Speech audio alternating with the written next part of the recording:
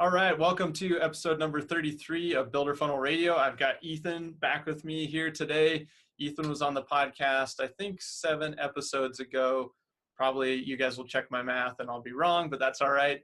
But this time we're going to do something a little bit different. Ethan said, hey, I want to put you in the hot seat. We're going to mix it up a little bit. So he's going to ask me some questions. And Ethan, glad to have you here in the studio. Yeah, great to be back. It was fun. We mostly talked email marketing last time, which is a big part of my background. And one of the things I love about podcasts is that you get this great variety of guests, and we're going to get into that with you. But you don't always get to know the host depending on the way that he or she runs the show. And so I just thought it'd be cool to turn it around a little bit and to share with the audience all the knowledge you've gathered over the past several years. Cool. Yeah, we're excited. So stay tuned for episode 33.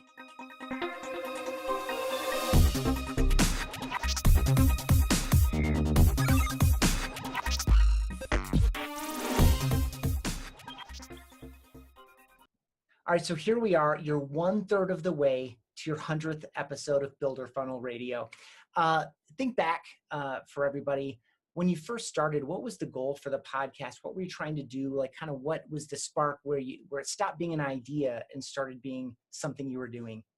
Yeah, it's a good question. It was, I guess, last year around this time, maybe October, November, when we actually launched the podcast. And really our main goal was we were thinking about different mediums and what people were using to listen to content, read content, watch content. And we said, gosh, our audience of, builders, contractors, they're always on the go. Mm-hmm. They're driving to job sites. They're coming back from meetings. And so we said, hey, why don't we create some of our content in a new format that maybe is a little bit easier for them to digest. They can still learn while they're in the car. We thought it would be, a good marketing channel for us, but mm-hmm. also just a good channel for them to kind of absorb content. So that was really kind of the crux of it. Really said, hey, is there a better way to deliver some good information to our audience? And then we just said, all right, well, here's our game plan. We'll outline the episodes a little bit and just get started.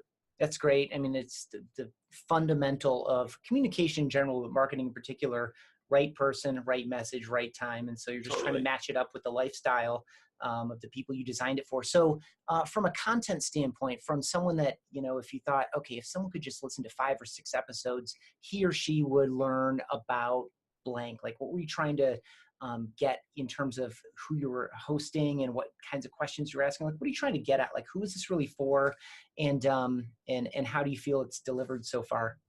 Yeah, I think when we initially started, we thought it was all going to be us mm-hmm. as the content. So we said, okay, I'll do an episode, then I'll bring on different team members. And quickly, I want to say within the first couple of episodes, we said, gosh, this is going to be really boring. Maybe not necessarily boring, but we're not going to be able to add as much flavor to this as we want. And so we just started reaching out to guests. And we said, mm-hmm. hey, this could be a good opportunity to spotlight some really cool people that are doing some awesome things in the industry and kind of put them in the limelight, but also kind of extract some knowledge from other places, knowing that, we don't know everything, mm-hmm. And that's okay. So let's try to pull that knowledge from other places and start spreading the word. And so we made that shift pretty early on. And then, really from there, it's just kind of expanded to primarily having guests and bringing that on. And you asked me another question, which... Like who is this for? Like, as you're thinking about, like, oh gosh, we should get him on or we should get her on, and which I love, by the way. I mean, real practitioners, right? So you're an agency and you have experts on their particular topics and you provide this variety of services, and you could probably have sustained it with just you, but A, it's not as interesting for you. But then B, when you're bringing on practitioners, they're kind of mirroring the people that the show is for, right? So who are the types of folks that you were inviting on, which I assume is a reflection of the types of folks that you're doing it for? Yeah.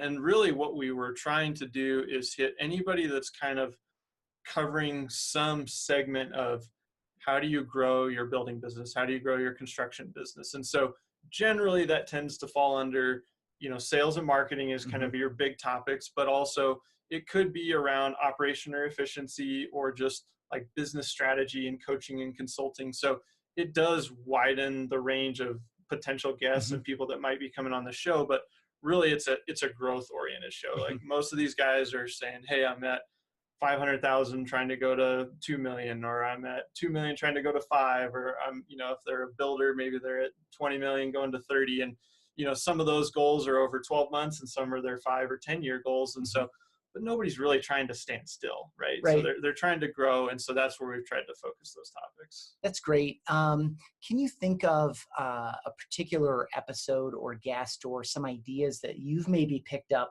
in your own growth as Builder Funnel, things that you've learned in hosting the show that you've implemented or that your team has really taken on?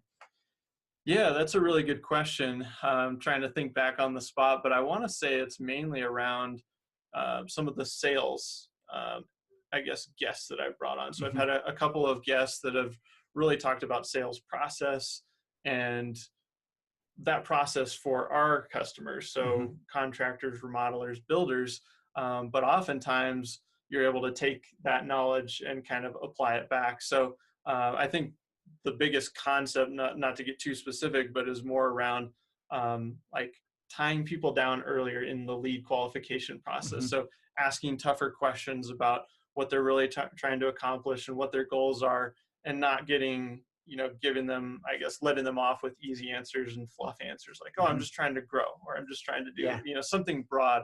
And some of those guests that I had on had really good detailed answers on how, when you're out at a homeowner's house, like, here's what you can do in the process to either qualify better so you don't waste time down the road, or increase your chance of closing the deal because you're asking questions that make you an expert in that process. Cool. That's a great tip.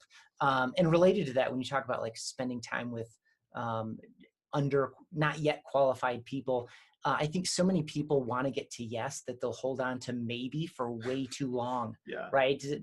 In your experience in talking with sales professionals on this topic, something I recommend is get to yes or to no as quickly as possible, and stop settling for this long maybe period, because it just creates stress and tension in the organization. Oftentimes the person who says maybe just doesn't like to say no to people, and so they keep dragging it out. Is that a theme you've picked up at all? Yeah, definitely. I mean, yeah, that limbo land is a terrible place to be, because then, your pipeline just kind of expands and expands. And then you're going, do I really need to be following up with this person? Probably not. If they would have just told you no, then no, you can just move on, and that's okay. And yeah, I haven't heard it exactly the way you've described it, but yeah, people talk about just get to know, and you're going to get some yeses along the way. But if you just keep asking these questions, trying to eliminate, then you will eliminate all the people you want to, and the people that are left are the good candidates and the good clients. Yeah, it's smart.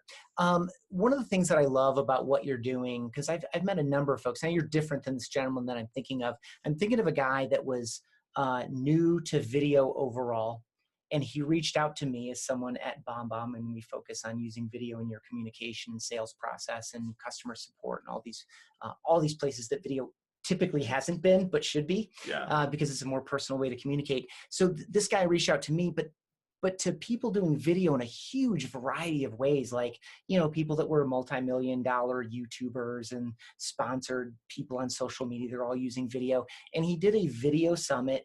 I think he did 30 or 40 interviews, released them online in a phased way, gated behind email for lead gen. But it started this idea that I kept seeing a theme of, and even hearing what you've learned about the sales process, because I take it you're more of a natural-born marketer than a natural-born sales guy. Would you say that's fair? Yeah, I've had to learn the sales process for sure. I'm naturally introverted, so even stuff like this is kind of outside my comfort zone. But yeah, generally that one-to-one setting is pretty comfortable. But yeah, I never thought of myself as a salesperson. Yeah. So I think about going down this road as a host of a podcast as essentially earning a master's degree that you just can't get, period. Like, you get all this exposure to all these different people with these different backgrounds. Have you experienced your hosting a little bit that way? Yeah, I would say that was one thing that I didn't anticipate starting the podcast. I figured, hey, we're starting this as primarily a marketing initiative and a way to kind of fully adopt. We're big believers in inbound marketing, which is the process of like pushing out lots of great content to attract people back to you. And so we said, hey, this is just another good way to do that. But really, yeah, kind of one of those hidden, benefits to doing this is, yeah, I've got to connect with some really cool people, throughout the industry, and then not just connect with them and see what they're doing, but then learn from them and say, Mhm. hey, wow, like all these people have this experience. Yeah, I can kind of download that, and that's helped us a lot for That's sure. great. And of course, as a regular listener or viewer of a particular podcast, you get kind of the same experience. It's just not as quite firsthand, Totally. right? And those Yeah. relationships, it's a whole nother layer too. Do you ever prescribe podcasting to any of your clients? We Or haven't. does it fit? Like I hadn't thought of that until we Yeah, got here. And it's like, do you ever propose it, or has anyone asked about it? I've thought about it. Nobody's directly asked about it yet. And I feel like we try to make ourselves as kind of our own testing ground, kind Mhm. of be the guinea pig before we pitch it to a client. So it's like, hey, all the stuff generally that we're doing for ourselves and it's working, then hey, we'll relay that to clients. Like, hey, we're implementing this. We think this is a good strategy for you. That way we can kind of, I guess, eat some of the cost of some of those tests, Mhm. for our clients. And so in a way, this is kind of a large test to see if that is a good channel for them. I know it's a different dynamic, it's a different audience for them, but I think it could be if it was done right, Mhm. because really what you're trying to do with anything like this, like a podcast, like a blog, like a YouTube channel, is that you're trying to position yourself as a thought leader. So Mhm. if you're a local home builder, local contractor, and you start a podcast and it's all about the local community and like housing trends and home design trends, but maybe like activities that are going on and things that are very community based, home based, then I think there would be some opportunity there. But it is a large time investment, Yeah. and it really takes a commitment. You can't just say, oh, yeah, we're going to do a podcast and do an episode kind of randomly. Right. So, Yeah. That is yeah, one thing. Like you can blog somewhat randomly. Obviously, consistency is very, very critical, but it's not like anyone's waiting necessarily unless you've built it this way for your Thursday release, right? right. Unless you've created a newsletter and a blog program around like the big Thursday tip or something. They're going to expect it Thursday, but you can get by with like 2 this week, 1 that week, 3 this week. Take a week off because it's a holiday week. Come back, Totally. As long as there's some consistency. Podcasting, it's really about that consistent presence. So yeah, it is a bit of a commitment. Yeah. You alluded to all the stuff that you've learned and the relationships you've built as a initially unexpected outcome of the process. What are 1 or 2 or 3 things that were harder than you expected about getting this going? You had an imagination going into episode 1, 2, 3. We'd already talked about the transition to bringing in outside guests. What are some things that were really hard learned lessons along the way?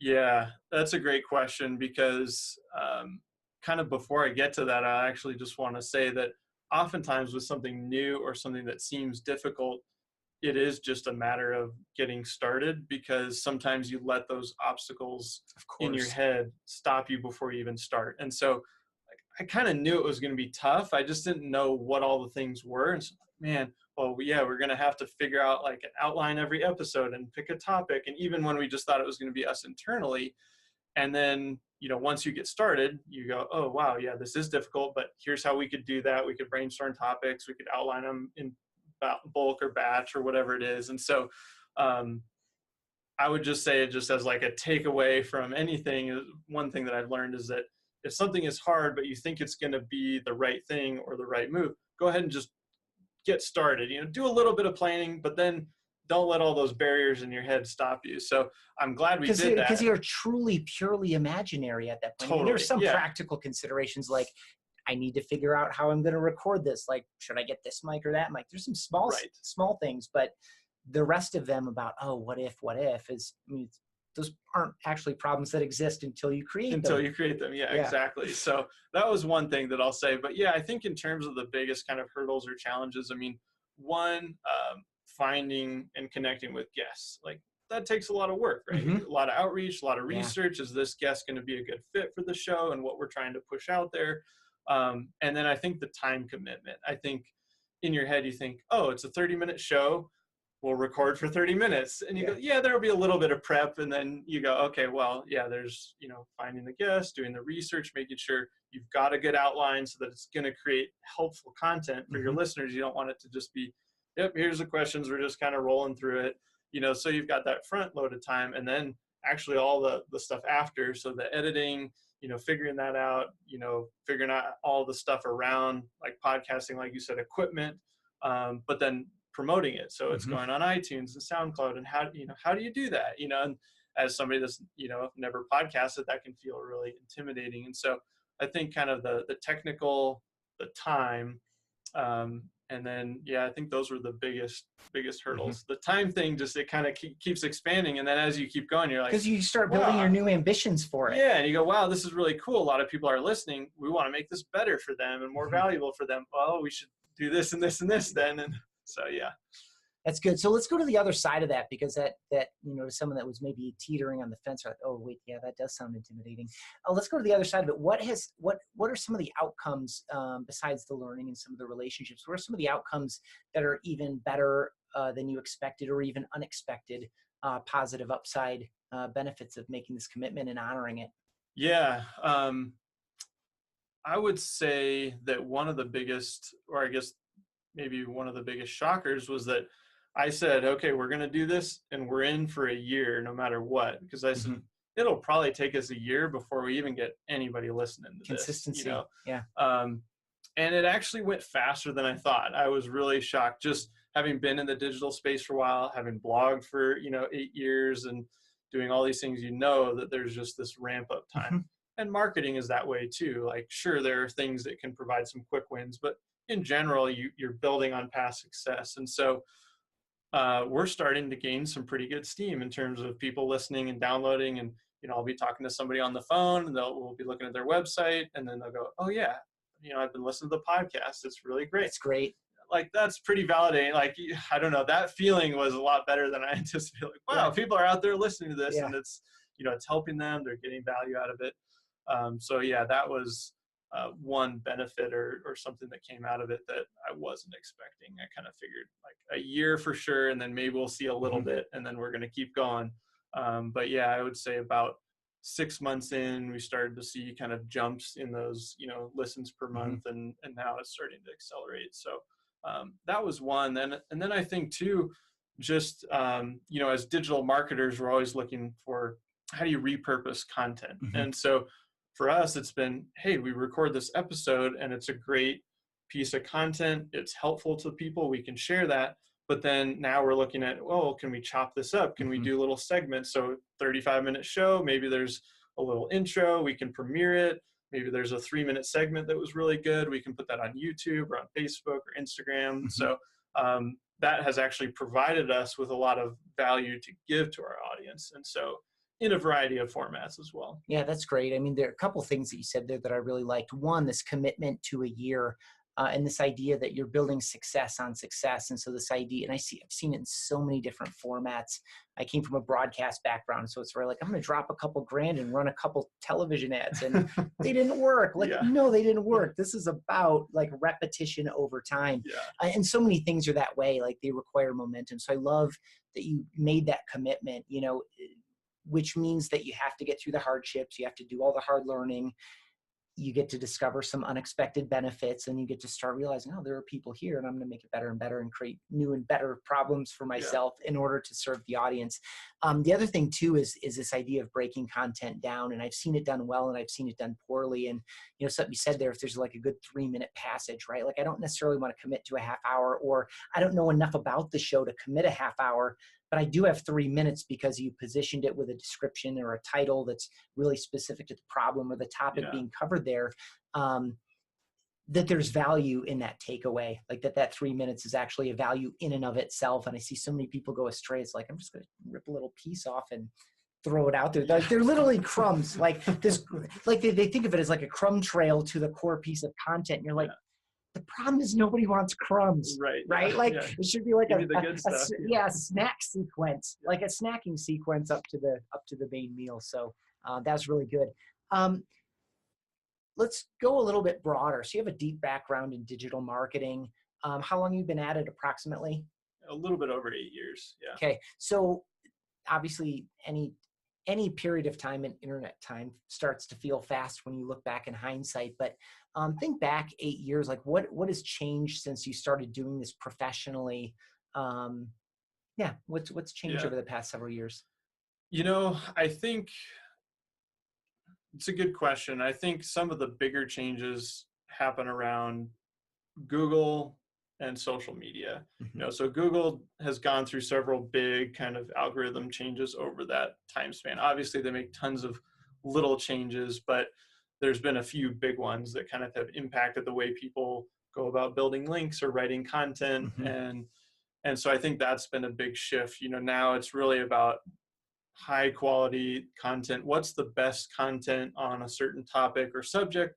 That's what Google wants to put in front of their visitors, their searchers, and they just want to get them to the best and as Hmm. fast as they can. So, Real depth, real meat. yeah, Whereas there used to be a lot of drive-by content, but it was keyworded up and it would work. right. It would just go to the top. And yeah, now we're seeing that 2,000 words or Hmm. longer on blog posts or articles, those are the ones that perform the best. And that's intimidating to a lot of people, but that's really what we're all playing Google's game to some degree if you're online. And that seems to be performing a lot better versus 8 years ago. You could just like scream out a bunch of 300 word posts and, let's crank out a blog post a day. And that's Yeah. the recipe. Hmm. It didn't have to be that great. So that's been a big shift. I think in social media, Instagram and House weren't around, Yeah. and those are two big players for our industry. Instagram is kind of an up and coming, and I think people are trying to figure out how to use that channel in that space. House is a monster platform. People have had really good success with it. Some people are frustrated with that platform. All that aside, it is where a lot of homeowners and home buyers are going, and they're looking for information. So when I first started, it was, hey, get your Facebook business page up. That was brand Yeah. new. Get your Twitter account going, and start writing some blog content. And that was kind of the three of the core elements. Hmm. Obviously, email has been a huge component all along. So I think that's a big one. And then just shifts in the way like people are consuming content. So like what we're doing now, a podcast, having a video strategy, those things that can connect you to your audience in a deeper, more meaningful way. I think that's happening. And it really ties back to all the same stuff, which is Hmm. it generally can be better content. Obviously, there can be really bad video and bad podcasts and bad blogs, but generally people like to connect a little bit better when they can see somebody or hear somebody. So Yeah. I think those are three of the big ones. I'm sure there have been others. No, that was great. That was First things that come to mind. that's a really good pass. And so now that we're kind of back at present, um, looking forward to the year ahead. I don't know when you're going to release this, but I assume it's going to be before the end of the year. Yeah. What based on what you've learned and what all the people you're serving presently, the future customers that you're assessing their needs and things, what are some of the biggest mistakes people are making right now? Is kind of, we're looking at a turn in the calendar, we're looking at updates to business plans, we're looking at new strategies, we're looking at as a business owner, looking at potential new hires or investments that we're going to make in our marketing and our sales processes. What are some of the biggest mistakes you see people making, that whether or not they're surprising, because my gosh, it's the end of 2018. How Sure. are they still making these? Or whether it's less pejorative and just, what are some mistakes you see people make? Yeah. The first thing that comes to mind is really around data and not actually tracking what's going on with your marketing and oftentimes with your sales, but it's very common in the marketing world that, Mm-hmm. I was actually just at lunch today with somebody and we were talking about it and they were saying, hey, I'm working with this other company and I'm paying them, X dollars to do SEO and pay-per-click. And they showed 5 conversions for their pay-per-click. I said, okay, who are those 5 people? Do you know who they are? And they said, no, they didn't have a way to figure out, okay, I got 5 people, but I don't actually know the names of those 5 people. Mm-hmm. Like they probably have the names. They just weren't able to tie it back to, oh, those were the ones that came from my paid campaign. And so I think that is one of the biggest pitfalls that I see still. And it's very, very common, which is people aren't tracking their lead sources and their customer sources. And so how can you improve? If you don't have that information, right, then you're just going to be churning through. If you're working with marketing agencies, you're just going to be churning through them because you're going, hey, what they're doing isn't working. Well, maybe not. There's a good chance that it isn't, but there's a good chance that it is. You just don't know. And so I think having that data, it's just, you got to have it. Otherwise you're just throwing stuff at the wall. I mean, you're and spending guessing. money and you're getting some results, but you're not sure if they're good or bad. You're not sure if it's the result of your efforts or, maybe some positive word of mouth that's totally off the grid or something. Right. And you're maybe not even confident enough to be able to ask whoever your provider is these questions, right? Because as soon as you get 2 or 3 questions deep, it's like, I don't, I'm out of my depth here. Yeah. And I'm sure a lot of people, especially people that don't run upright businesses, can talk their way around that pretty quickly. It's probably part of their business model to be able to talk around it. And so, it's a really good tip. It is incumbent on you, even if you don't know how to get the answers, to be willing to ask the questions and to demand more, because it's really easy to create basic conversion funnels these days. And by that, I just mean, we generated 15 people who showed interest.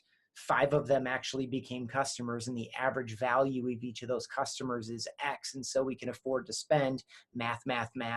We got a 3X return on that. Let's keep doing that, right? Or not. And so it doesn't have to be complicated. If it feels intimidating because you're sitting on the outside of it, it's just not that complicated. And there are trustworthy people you can talk to about it. Totally. Yeah. I mean, at the simplest level, it's just, can I track my leads from sources? And then if you can, then you can track your customers, and there you go. I think another area that I'm seeing that's a big kind of problem area is a lot of, remodelers, contractors, their biggest source of customers is referrals. Mm-hmm. And those are the best leads, and they're the easiest to close. Warmest. Everyone wants a referral. Great. The more referrals, the better. But a lot of those companies that are looking to grow, they're saying, okay, I've gotten, 90% of my business comes from referrals, or maybe even more in some cases. And so now they've got a website, they've built it, they've done a little bit with it, maybe a little SEO, maybe a little content, maybe they're doing some social, but they're not really, again, they're not tracking, so they don't know what it's performing. But then when they start to generate leads, I think the misconception is that those leads are going to be just as good as referral leads. Right. And so understanding that there's kind of this, I'm working on kind of a matrix that I'm going to release some content on that, because I think it will help explain this content or this concept. But basically, you've got people that come in through your website. They don't really know you at this point. So you've got to do all the work to build the trust and credibility. And you're going to close them at a lower percentage than referrals. You just are. And so I think, or it's going to be a longer draw as you build trust and rapport and relationship and all these things. Totally. That come automatically with a personal endorsement. Oh, you got to meet my buddy Jeff. You get to shortcut all Jeff's that. the guy, right? Like, I don't need, the trust is already built in. Totally. Yeah. Yeah. So I think that just understanding that and kind of embracing it, going, okay, I'm getting leads from my website, or I'm getting leads from other forms of advertising. Those people don't know me. They're quote unquote cold leads. They could still be great leads. You just have to adapt that process and change it a little bit, and understand, like you said, it might be longer than your normal sales cycle. Yeah. We do a lot of business with real estate agents, and you sometimes will hear the same things, like they try, and I'm going to tie back to your consistency thing and this commitment to do it over a period of time, is they'll try something out, because there are for a lot of different types of professionals, a zillion products and services, and a lot of them are lead gen and lead conversion and type stuff. And so they'll try something for a month and say, this doesn't work. It's all garbage. These leads are not useful to me, but they haven't had that process of how do you refine the way that you're interacting with these people, right? Totally. Like that takes time as well. So, that's another really good tip. Now let's flip it a little bit. This is like missed opportunities for people who just aren't necessarily up to speed, or their game isn't on point yet. But for those people, as well as people who really have it humming, their game is on point, just looking ahead over the next year or two, what are some areas of that you think are ripe for opportunity? Yeah. That like no one's really taking advantage of yet, but the window is opening. Yeah. I think the first thing that honestly comes to mind is video, and especially in the construction space. Mm-hmm. I find that in general, the construction space is usually a few steps behind. It's just an industry that isn't super on the bleeding edge of technology. A marketing company, we have to be, especially in the digital space. Software companies have to be on the bleeding edge. Construction, you don't necessarily have to be. And so I think for those companies that do want to push the envelope a little bit, they actually have a bigger opportunity because Yeah. their competitors move slower. Everybody in the industry moves slower. So if you can be the one to adopt the technology or adopt the new strategies, the new tools, then you can really, you kind of got some blue ocean there. And so we're starting to see a couple of people use video in some pretty cool ways. Obviously, the product is inherently pretty good for video. Absolutely. You've got, people love to look at homes, and they're always dreaming about having their home be either improved or buying a new one. And so I think video is powerful from that perspective, but it also helps close the gap on what we were just talking about. In like a cold lead comes to the website, if they can watch a video of the owner, the team, get to know the company, see that process, then by the time they actually talk to you, they feel like they know you. I have a couple of podcasts that I listen to, and gosh, I feel like I really know whoever that host is and what they're all about. And so if I were ever to meet them, I'd probably walk up and be like, hey man, how's it going? Blah, blah, blah. And they, who are you? And they get that all the time. Right. Yeah. They get it all the time. So I think that is one area that's huge. And then I think in terms of, I guess, kind of the SEO content world, I think a lot of people in that space haven't quite adopted that it really is kind of a giving game. And so Google is looking for, hey, people are out there doing searches and they're looking for answers. You've got to become the ultimate thought leader in your space. And especially at the local level, there's less competition. And so if you're really creating content that tackles, like, what does the home building process look like from start to finish? And if you just detailed that out in excruciating detail, like, you're going to build so much credibility. Same, on the remodeling side, if you were to say, hey, here's the process, here's what stuff costs, things that aren't really being talked about and kind of open and honest, like, let's put it all on the table, you're going to jump to the top. So I think those are a couple of big areas of opportunity. That's great. I think if anyone feels intimidated by becoming the definitive thought leader on a topic, think of it just as frequently asked questions. Like, what questions people want answered, because if you're talking to people, whether they're customers or future customers, a lot of them tend to ask the same questions. And so I always find that's a great starting point for, like, gosh, I should probably produce something here. It's been a little bit, I should do that. Here's my list of frequently asked questions. And so before, with Google, just to kind of double back on this theme, it was, I'll answer this question in this post, this question in this post, this question in this post. And so what you shared was, instead of doing it that way, the way to do it now is overarching question or theme area, and then subsections that add up to 2,000 words or 2,500 words. So you don't have to write a 2,000 or 3,000 word blog post. You need to write 5 400 to 600 word blog posts. You're still doing the same thing. You're just doing it, like, organizing it differently. It's all in the structure. Yeah. Totally. And then I'll say for video, I love that you had that experience as a viewer / listener. I've written 500 or 600 blog posts for our company. I put videos in a bunch of them because I believe in it, and it's fun. So when I go to a conference or a trade show, I get that. Like, I'm in the elevator, it's like, hey, Ethan, or it's, hey, BombBomb guy. Like, they know me enough, but maybe not that well, but they know me enough to open up that conversation, which is super interesting. They feel comfortable, and they're going to come to you. Yeah. So we hear that all the time, is people feel like they know me before they ever meet me. Yeah. And just to piggyback on that a little bit, we went to a remodeling show in the fall, and that same thing happened to me there. I had people coming up to me because we've been doing the podcast. They mentioned the podcast. But I think the key there is, you said 500 or 600 blog posts, and probably a lot of those had video, maybe not all of them, but it wasn't just because you did 1 or 2 or a few. They just kept watching you and watching you. And I did that over 7 years, by the way. I'm not like crazy. Not last month. Yeah. That's great. So let's stay on that theme for a minute. Feel like I know you before I meet you. And you're more approachable, you're more familiar, and that's the benefit, again, of video as an open opportunity for anyone, especially people that are just getting started, by the way. Again, and we do a lot of business in real estate, and brand new agents in a market are finding, if I start my business with video, I get a lot more traction more quickly. But I'm going to take a little twist on that and say, for someone that has listened to 5 or 10 or 15 of your 33 episodes so far, and they start to feel a little bit like they know you, share something with the listeners and viewers about you personally that they may not know by listening to you as a host? Interesting. Yeah. I guess I usually do all the question asking. Yeah. So I'll start like we're here in Colorado Springs. That's where my company is based. The company I work for is based. That's where you're based. So we're physically present. So we're in Colorado Springs, which they may or may not know. Sure. But give them something. Yeah. So, everybody here in the office knows that you can find me at Chipotle 2 or 3 times a week. I play a lot of doubles volleyball. So we've got a lot of great mountain towns here in Colorado.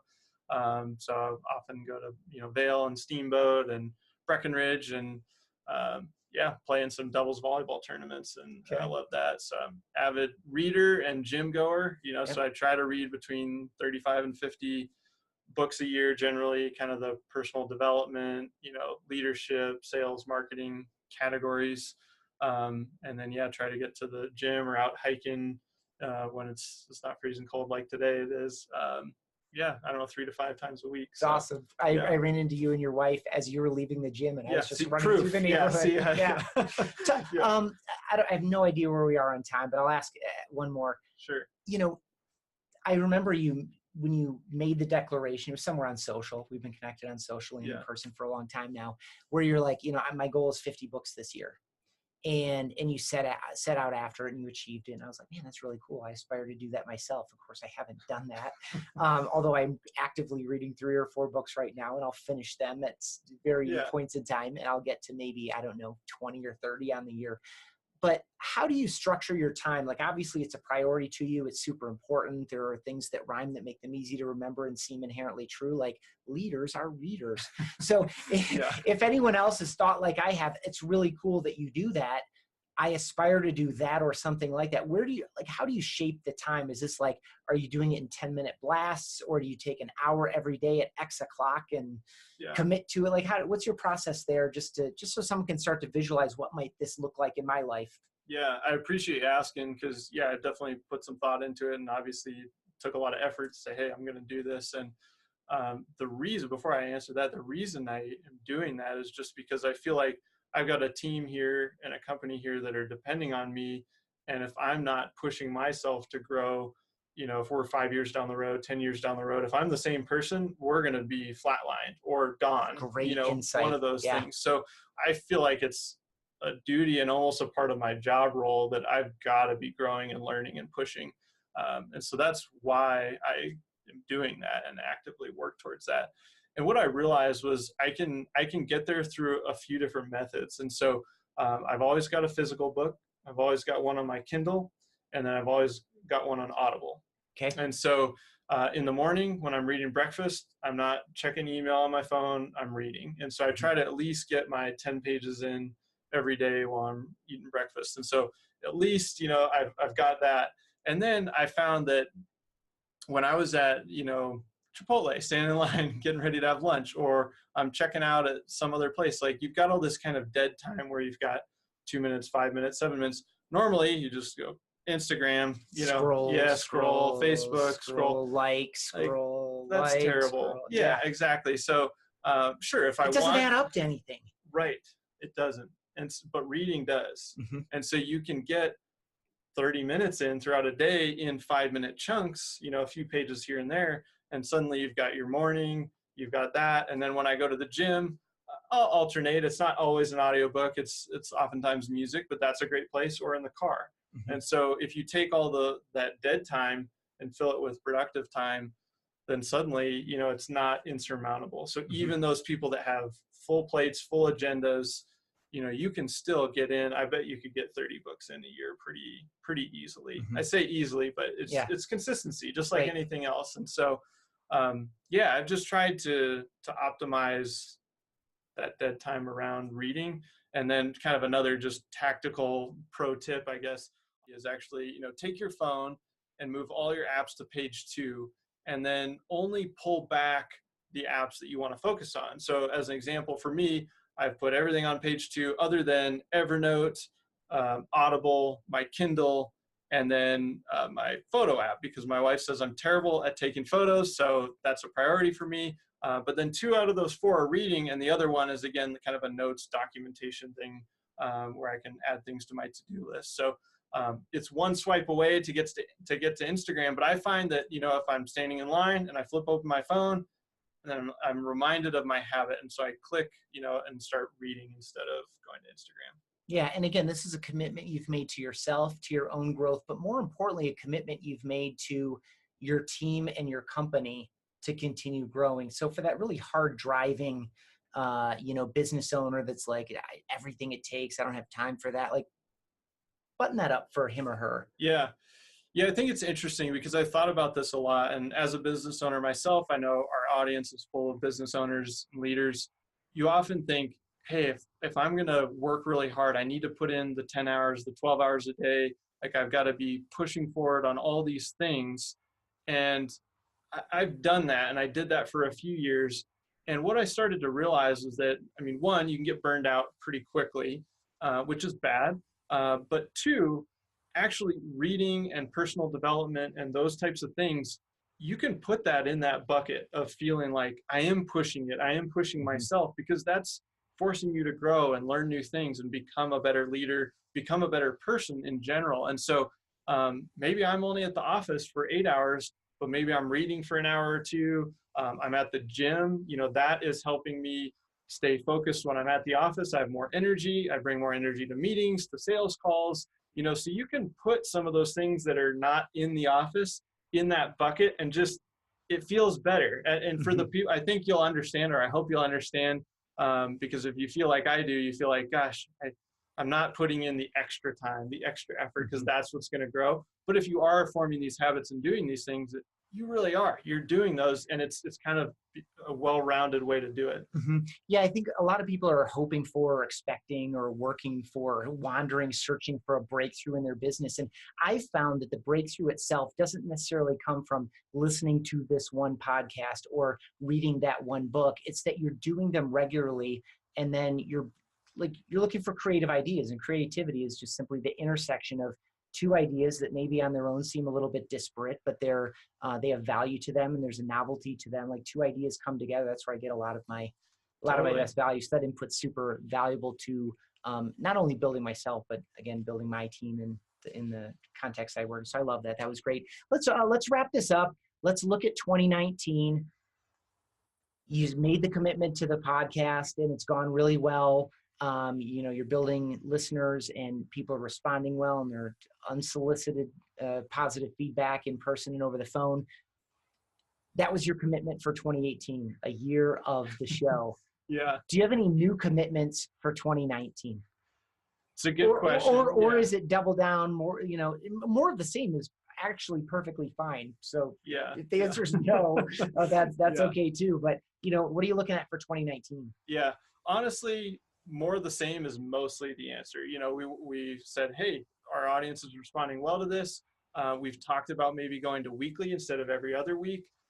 We know that would basically double down on our commitment and our time. So we may look at that, but definitely not early in the year. So primary goal is to keep things going. But if you've been listening for a while, you've maybe seen some of the video content as well. So we're trying to get every episode on video as well as audio. So if you're on the go, you can just plug in your headphones. But if you're at your computer and you actually want to just sit down and watch some video, and then trying to break it down, like we talked about earlier, into more bite-sized pieces, and make it a little bit more action-oriented. So I would say most of the initiatives are around improvement and making it more valuable and better and easier to digest for our audience. That's great. Well, I wish you great success in that effort. And I'm glad you were willing to flip roles on this one, and be happy to do it again. Cool. Yeah, it was fun. I appreciate you being here in the studio, and I had a good time today. Cool.